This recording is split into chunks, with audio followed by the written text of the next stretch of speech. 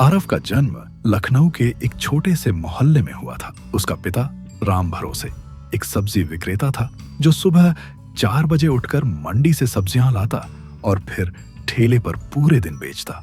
माँ घर पर सिलाई कढ़ाई करके कुछ पैसे कमा लेती थी। घर छोटा था लेकिन सपनों की कोई सीमा नहीं थी।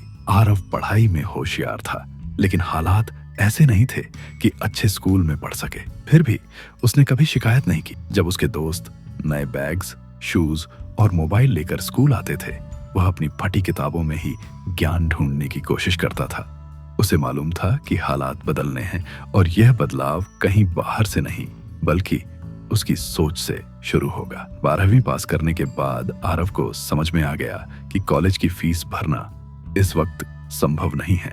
इसलिए वह पास के एक मोबाइल रिपेयर की दुकान पर काम करने लगा। यहाँ उसने न सिर्फ तकनीकी चीजें सीखी बल्कि ग्राहक से व्यवहार, सौदेबाजी और सबसे जरूरी धैर्य सीखा। एक दिन जब एक ग्राहक अपना स्मार्टफोन छोड़कर गया और 2 हफ्तों तक लेने नहीं आया, आरव ने फोन की अंदरूनी सेटिंग्स देखकर उसमें चल रहे एप्स, सोशल मीडिया और विज्ञापनों को समझना शुरू किया। उसे डिजिटल दुनिया में छिपे सुनहरे मौके दिखने लगे।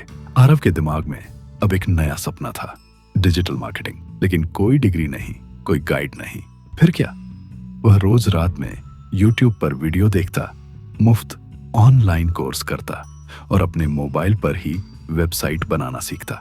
1 साल के अंदर उसने छोटे दुकानदारों के लिए फ्री में सोशल मीडिया पेज बनाना शुरू कर दिया। बदले में सिर्फ अनुभव और कुछ 100 रुपये मिलते थे। लेकिन उसका मकसद पैसे कमाना नहीं था बल्कि कुछ बड़ा सीखना था। पहला असली प्रोजेक्ट। एक दिन पास के एक कैफे के मालिक ने कहा, अगर तुम हमारे सोशल मीडिया को संभाल पाओ और ग्राहक बढ़ा सको तो हम तुम्हें हर महीने 10,000 रुपये देंगे। यह आरव के लिए किसी करोड़पति बनने जैसा था। उसने पूरी मेहनत से उस कैफे के लिए ब्रांडिंग की। इंस्टाग्राम पर अच्छे फोटोज, फेसबुक पर ऑफर्स और गूगल पर रिव्यूज। सिर्फ 3 महीने में उस कैफे की बिक्री 40% बढ़ गई। अब आरव का नाम स्थानीय दुकानदारों में फैलने लगा था। धीरे धीरे उसके पास 10 से ज्यादा क्लाइंट्स हो गए। लेकिन मजबूत आरव ने अब एक छोटा ऑफिस खोला, 2 लैपटॉप खरीदे और 2 स्टाफ रखे। उसका सपना था अपनी खुद की डिजिटल एजेंसी बनाना। लेकिन तब एक गलती हुई। उसने एक बड़े प्रोजेक्ट के लिए ज्यादा स्टाफ रख लिया, बिना यह सुनिश्चित किए कि क्लाइंट पैसा देगा या नहीं। क्लाइंट ने पैसा नहीं दिया, ऑफिस का किराया नहीं चुका, स्टाफ को निकालना पड़ा। वो दोबारा वहीं पहुंच गया जहां से चला था, खाली जेब। वो दिन उसके लिए बहुत मुश्किल थे, लेकिन उसने हार नहीं मानी। उसे याद था, जो गिरने के बाद उठता है वही असली विजेता होता है। बदलाव की लहर। आरव ने अपनी गलतियों से सीखा। इस बार वह फ्रीलांस वेबसाइट्स पर क्लाइंट्स ढूंढने लगा। विदेशी क्लाइंट्स ने उसकी मेहनत को सराहा और अच्छे पैसे देने लगे। उसने दोबारा एक वर्चुअल टीम बनाई। इस बार फिजिकल ऑफिस नहीं बल्कि ऑनलाइन। 2 सालों में उसने 500 से ज्यादा प्रोजेक्ट्स पूरे किए, एक मजबूत पोर्टफोलियो बनाया और अपनी कंपनी का नाम रखा सोच डिजिटल। आज सोच डिजिटल देश की सबसे तेजी से बढ़ती डिजिटल एजेंसियों में से एक है। उसके पास 50 से ज्यादा कर्मचारी हैं और क्लाइंट्स यूके, यूएसए, कनाडा और ऑस्ट्रेलिया से हैं। मंच पर वापसी। अब आरव को बड़े कॉलेजों, स्टार्टअप इवेंट्स और बिजनेस समिट्स में बुलाया जाता है।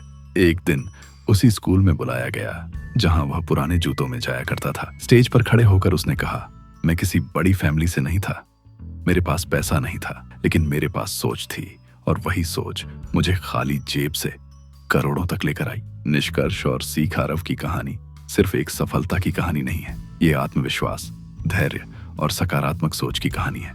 कोई भी परिस्थिति, कोई भी गरीबी आपकी सोच से बड़ी नहीं हो सकती।